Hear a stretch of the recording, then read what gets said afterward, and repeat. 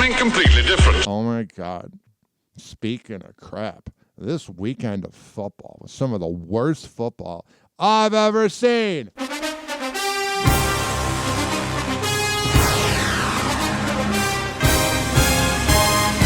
Why was it such a bad weekend of football? None of the games were close. The Buccaneers one was cool, I guess. Curious about tonight's Vikings and Rams game. But it was just like every game was a blowout. Bills blow out the Broncos. It's just frustrating, man. I don't like the NFL anymore. I just watch it so I know what's going on around the water cooler. You know what I mean? But I don't really care anymore. I'm like, whatever. Last night, I made my post that I do for attention. It says, fire Todd Bowles. And people were getting mad at me. And I'm like, you know that even though Baker Mayfield screwed up at the end of that game, do you really think Todd Bowles is the coach of the future? Do you really think Todd Bowles is the guy who's going to lead you to the promised land? He's a good coordinator, but a head coach, he's not.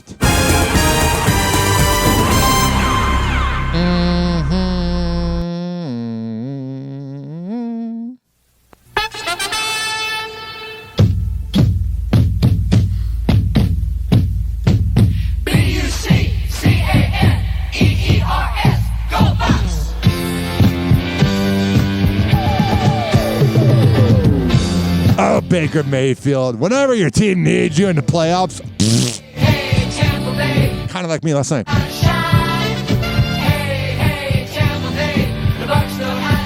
No, they don't. Yeah, you're always in trouble. Right when Baker had that fumble, man, I was like, what are you doing, bro? Been doing that same crap since Cleveland. Baker Mayfield may be the most frustrating quarterback I have ever watched play football.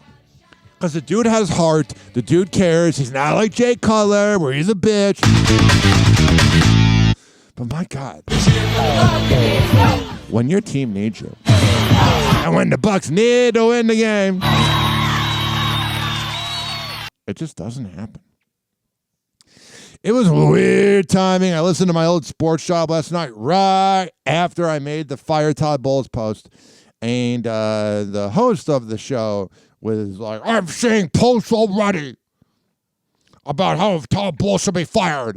And if they don't, and if they post that, they obviously don't watch sports. And I wasn't sure if it was about me. I like to think it was. Whoa! Happy hot topic! Let's hear WFLA News, Channel 8 in Tampa, tell us about how the fans reacted last night. I bet there's going to be a line from a Bucs fan. We had a good year. We beat expectations. We won the NFC South. What else? There's always next year. Still a tough night there at Raymond James Stadium for all the Bucs fans, hoping to wake up this Monday still in the playoffs. There's nothing worse than when you watch your team lose in the playoffs. And yes, I said my team. I just don't really care that much. But I do care. I like them more than the Bears. They at least try. But there's nothing worse than when you watch a game late night and you're so freaking frustrated. It's like, why can't I have everything I want? And second of all, you're annoyed because you're like, I got to go to bed now. That's why I don't like late night NFL games. They get you all pumped up, man. Turning now to 8 on Your Side's Beth Rousseau live at Ray J with some fan reaction. Hey, Beth.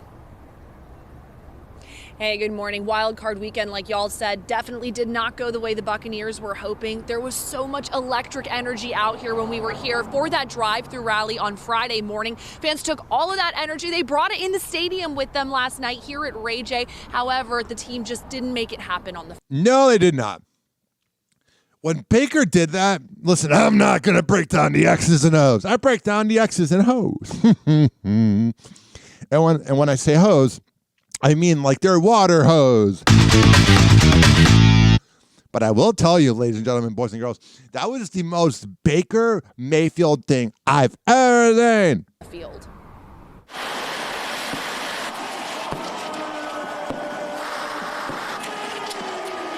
Wild card loss to the Washington Commanders. Sometimes the ball doesn't bounce our way, the flags don't go our way, but flags go your way. I'm so sick of hearing that. So sick of hearing sport fans go, flags don't go our way. Well, if you're relying on the refs to help you win, you ain't the Chiefs. That ain't gonna happen. Good energy tonight. It was electric in there. Even electric energy in the stands couldn't carry the team to victory. Look, the team played to the end. That's all you can really ask for. Okay, but that's a loser attitude. They played to the end. I'm glad they didn't walk off like Antonio Brown. That's really what you look at a team. Last week, head coach Todd Bowles made it clear. Fire Todd Bowles! They'd have to limit penalties and not turn the ball over in order to walk away with a win. Yeah, did they do that? Not at all. Both areas where the team struggled during the game. My key player tonight, honestly, is Bucky Irving. I mean, he doesn't stop. That motor just keeps going. He just knows how to run the rock. Yeah, that was my first time really getting to know Bucky Irving last night. He's from Chicago, so I like that. I was looking at his Wikipedia, though. He missed his senior year of high school, his senior year of football in high school because of COVID, and I was like, that made me feel old. Like I was a grown-ass adult during COVID. Get it done. Despite the disappointment, fans appreciate a hard-fought season. I'm done with this. Hard-fought season, you lost because your quarterback, the guy who's supposedly the leader. Baker will always do that, man. Freaking frustrating. And it is in! Oh, yeah. That's what Mike Tirico said when he was stalking that girl in 1992. And it is in! Google that. The NFL's Wild Card Weekend, delivering commanding performances and punishing hits. As Sunday night's matchup in Tampa Bay finished in wild fashion. The Washington Commanders off the upright! The Commanders winning on a last-second field goal off the upright. It is good! They do it again! We'll see you in Detroit! That was the radio call of the Commanders. Washington's first playoff victory since 2005. We're 5 years old. The last time Washington won a playoff. How That makes you feel old. big is this moment? That's the stupidest question ever. You literally just said it's the biggest win since you were 5 years old. How big of a win is... I mean, these female reporters... I'm not being sexist. There are some that are really good, and then there's some that ask the stupidest questions. How does that feel? And Washington won a playoff. How big is this moment? I mean, it means a lot, man. You can just see all the fans over here. They waited a long time for this. There are no fans there. You're in Tampa, dummy. Do you think the Commanders colors are the Buccaneer red? There were no Commander fans there. There might have been some, but... In Philadelphia, the Eagles outlasting the Packers. That game was like purgatory for me. Because I despise Philly. But I also can't stand Green Bay. Runs over his man! Jordan Love ain't it, I'll tell you that. Still on his feet and he scores! Injuries hitting the Packers hard as they finish the game without two of their top wide receivers and two offensive linemen. Up in Buffalo, Bills Mafia celebrating their victory over Denver. I'm very curious about Bills this year. They've been very good. Josh is playing with that BDE because he's banging out Haley Steinfeld. We've all been through it when we're dating a girl and she's hot as hell and you're getting laid every night and then they like kind of dictate your personality where you got your little pep in your step at work. Mm-hmm. But one has to wonder if they're going to be able to beat the Chiefs. He's taking it home for the touchdown! Despite an injury to quarterback Josh Allen's thumb, the Bills blew out the Broncos. And that was cool. They're showing the footage. They didn't even mention this. I guess Josh Allen's little finger bleeding is a little more important than DeMar Hamlin, who died 2 years ago, literally on the field, having an interception at the end. On Saturday, good reporting, honey. The Texans' defense destroying the Chargers. Herbert, pump, throw, intercepted! That game was like watching your friends play Madden when they're drunk as hell. Herbert was so, like, just bad. Quarterback Justin Herbert throwing 4 interceptions, one more than he threw the entire regular season. But in Baltimore, the most dazzling performance of the weekend.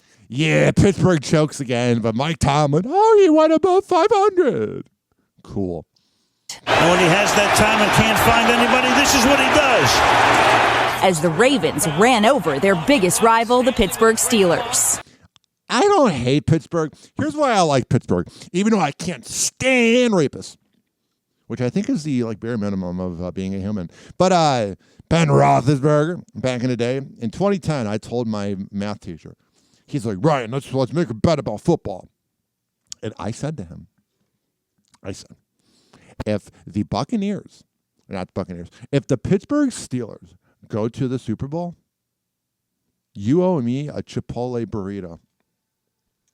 And then the Pittsburgh Steelers went to the Super Bowl, and I got to eat a steak burrito in math class.